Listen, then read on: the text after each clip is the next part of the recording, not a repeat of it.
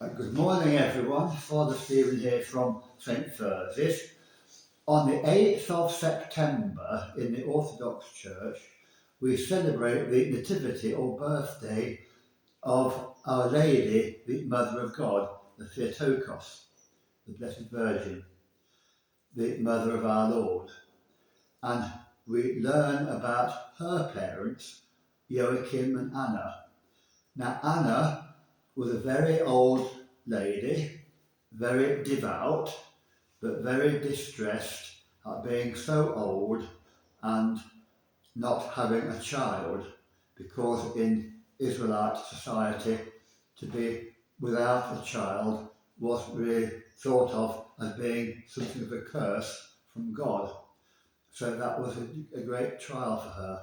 And her husband Joachim was also a very devout man, and he was very old as well, and so they both prayed very earnestly for a child, and it was revealed to Anna by the Archangel Gabriel that she would indeed have a child.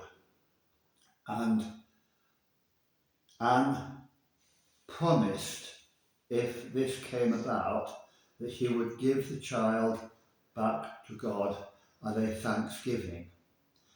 And so by the same time the following year, she did give birth to a little girl, Mary, and this was great joy to both Anne and her husband Joachim. And sure enough, in faithfulness to her promise to God, she took the little girl to the temple when she was 3, and she gave the little girl to the priest to look after her in the temple. And as the years went by, when she was about 12, the priest chose Saint Joseph, a very devout man, to be her guardian.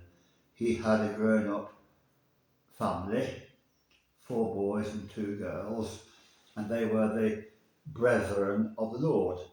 So in effect, that young girl, Mary, whose nativity we celebrate at this time, was the stepmother for St Joseph's grown-up children. So she would have been even younger than what they were. And this is part of the story which we are told by St James, the youngest child of Joseph by his first wife, Salome. And we learn about all this from the Gospel of St James, called the Proto-Evangelium.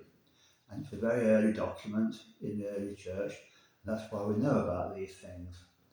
And the spiritual significance of this is that under the old law, we seem to be enslaved to all these different rules, regulations, and the old way of life, which was relieved by the fact that Mary, as the Mother of our Lord, brought about our freedom under God. And so when our Lord grew to be a man and started his priestly ministry, he talked about bringing freedom, and it's our freedom in him. So all these different aspects of the Christian faith are very enriching to our own spiritual lives, and we honour Mary as a Mother of our Lord. We give thanks to Anna and Joachim for bringing her into the world, and we can see in Our Lady, the Mother of the Lord, that she, by reason of our baptism into her Son, that she is the mother of all Christian people, even if they do not realise it. And this wonderful story reveals to us how rich our Orthodox Christian faith is compared with the impoverishment of Protestantism. So let us all rejoice in the birth of Our Lady, because birthdays are always very important anyway. And on the 9th of September, we give special thanks to God for Anna and Joachim, the parents of Our Lady St Mary. Yeah. Have I gone on too long? No, Yeah. 5 minute. TikTok will give